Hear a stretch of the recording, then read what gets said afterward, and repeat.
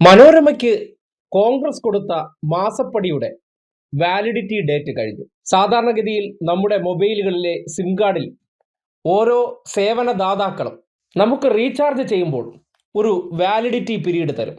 അതായത് ഒരു മാസത്തേക്കാണെങ്കിൽ 299 രൂപയ്ക്ക് റീചാർജ് ചെയ്താൽ സൗജന്യ ഇൻകമിങ്, ഔട്ട് ഗോയിങ്, ഒപ്പം തന്നെ ഇൻ്റർനെറ്റ് സേവനവും.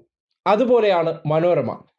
കോൺഗ്രസ് കൊടുക്കുന്ന മാസപ്പടി PR പണിക്കുള്ള റീചാർജിൻ്റെ കാലാവധി കഴിഞ്ഞു കഴിഞ്ഞാൽ ഉടനടി അത് റീചാർജ് ചെയ്തില്ലെങ്കിൽ, അല്ലെങ്കിൽ ആ മാസപ്പടി പുതുക്കിയില്ലെങ്കിൽ, ആ വാലിഡിറ്റി കട്ടാകുന്ന ഡേറ്റ് മുതൽ കിട്ടിക്കൊണ്ടിരിക്കുന്ന സേവനങ്ങളെല്ലാം റദ്ദാവും. അതായത് ന്യായീകരണം, പോസിറ്റീവ് വാർത്തകൾ, കോൺഗ്രസ് നേതാക്കന്മാരെ കുറിച്ച് മധുരമൂറുന്ന വാർത്തകൾ അവരെ മനോരമയുടെ വാഷിംഗ് മെഷീനിലിട്ട് വെളുപ്പിച്ച് പുറത്തേക്ക് ഇറക്കി നിർത്തും. ജനങ്ങളുടെ മുന്നിൽ ഇതാ ഇവരാണ് ഏറ്റവും മികച്ചവർ. ആ റീചാർജ് ഡേറ്റ് വൈകിയാൽ എന്ത് സംഭവിക്കുമെന്നല്ലേ ഇന്ന് മനോരമയിൽ വന്ന ഒരു വാർത്ത നിങ്ങൾ കാണും. മനോരമയാണ്, ശ്രദ്ധിക്കുക, നിങ്ങൾ ഞെട്ടരുത്.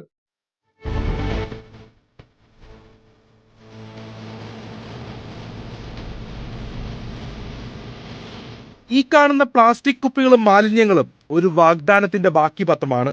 കഴിഞ്ഞ മാസം മുണ്ടക്കൈ ചൂരൽമല ദുരിതബാധിതരുടെ ടൗൺഷിപ്പിനായി ഇന്ത്യയിലെ 2 പ്രമുഖ കോൺഗ്രസ് നേതാക്കന്മാർ കല്ലിട്ട് പോയ സ്ഥലമാണിത്. ഒരു പണിയും ഇവിടെ തുടങ്ങിയിട്ടില്ല.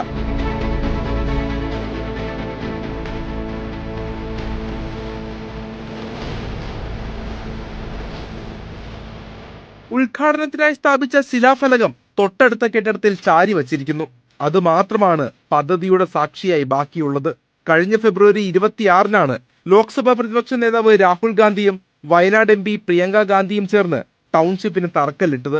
ചടങ്ങിൽ പങ്കെടുത്തവർ വെള്ളം കുടിച്ച പ്ലാസ്റ്റിക് കുപ്പികൾ പോലും അവിടെ നിന്ന് മാറ്റിയിട്ടില്ല. അന്നിട്ടിരുന്ന പന്തലഴിച്ചു മാറ്റി ശിലാഫലകം സുരക്ഷിതമായി ചാരി വെച്ചു. പണികൾ എന്നാരംഭിക്കുമെന്ന് ആർക്കും ഒരു ഉറപ്പുമില്ല. ടൗൺഷിപ്പിന്റെ ലേഔട്ട് ആയിട്ടില്ലെന്നും തുടർ നടപടികൾ ഉടൻ ഉണ്ടാകുമെന്നുമാണ് DCC പ്രസിഡന്റ് TJ ഐസക് പറയുന്നത്.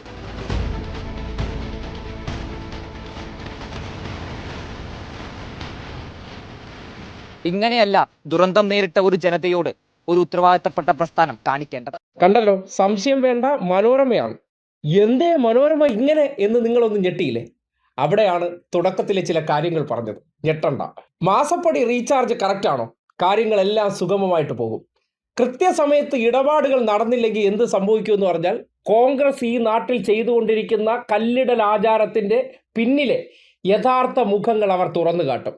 കണ്ടില്ലേ, കൊട്ടിഘോഷിച്ച് കല്ലിട്ടതാണ്. പട്ടി പോലും തിരിഞ്ഞു നോക്കുന്നില്ല. ആകെ വല്ലപ്പോഴും ആന വന്ന് ആനപ്പിണ്ടം ഇട്ടിട്ട് പോകുന്നു. അതാണ് കോൺഗ്രസിൻ്റെ കല്ലിടൽ ചരിത്രം. ഇപ്പോൾ വയനാട് ദുരിതബാധിതർക്ക് സർക്കാർ പ്രഖ്യാപിച്ച ടൗൺഷിപ്പ് കൈമാറിക്കഴിഞ്ഞു.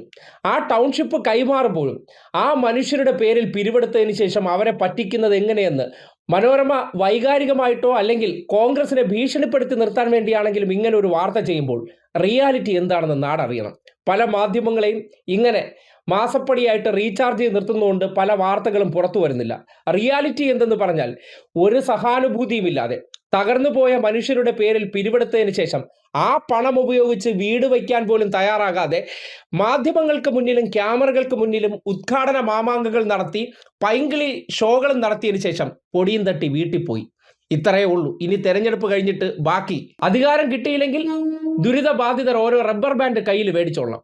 കാര്യം നീട്ടി ഒന്ന് വലിച്ചിട്ട് നിങ്ങൾക്ക് വീട്ടിൽ പോകാം. ഇത്രയേ ഉള്ളൂ ഇവരുടെ വാഗ്ദാനങ്ങൾ. പൊള്ളത്തരങ്ങൾ എങ്ങനെയൊക്കെയാണ് എന്ന് മനോരമയ്ക്കും അറിയാം. പക്ഷേ പണം കിട്ടിക്കഴിഞ്ഞാൽ അത് പിന്നെ നമുക്ക് മുഖ്യമാണ്. നമ്മുടെ ആവശ്യവും പണം, അവർക്കും വേണ്ടത് പണം.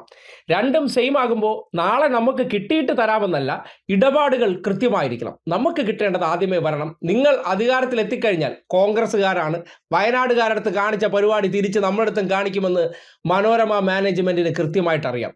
അതുകൊണ്ട് ഇന്നിപ്പോൾ കോൺഗ്രസ്സുകാരെ ഭീഷണിപ്പെടുത്താൻ വേണ്ടി മാസപ്പടി വൈകി ഒരാഴ്ചയോളം പിന്നിടുമ്പോൾ ഒരു വെടി പൊട്ടിച്ചതാണ്. ആ വെടി പൊട്ടിച്ചത് കൊള്ളേണ്ടടുത്ത് കൃത്യമായി കൊണ്ടിട്ടുണ്ട്. കണ്ടില്ലേ, ഇതാണ് യഥാർത്ഥ കോൺഗ്രസ്. നാട്ടുകാർ മനസ്സിലാക്കുക.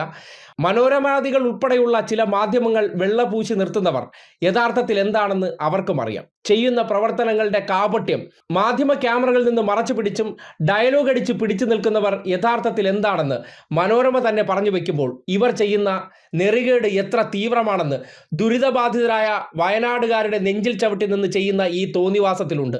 അത് മനോരമ തന്നെ പുറത്തു പറയുമ്പോൾ അത് എന്ത് സാങ്കേതിക കാരണമാണെങ്കിലും ജനങ്ങൾക്ക് ചിന്തിക്കാവുന്നതാണ്. ഈ അപകടം വലിച്ച് തലയിൽ വയ്ക്കണമോ വേണ്ടയോ എന്ന് ഒന്ന് മനസ്സിരുത്തി ആലോചിച്ചോളൂ.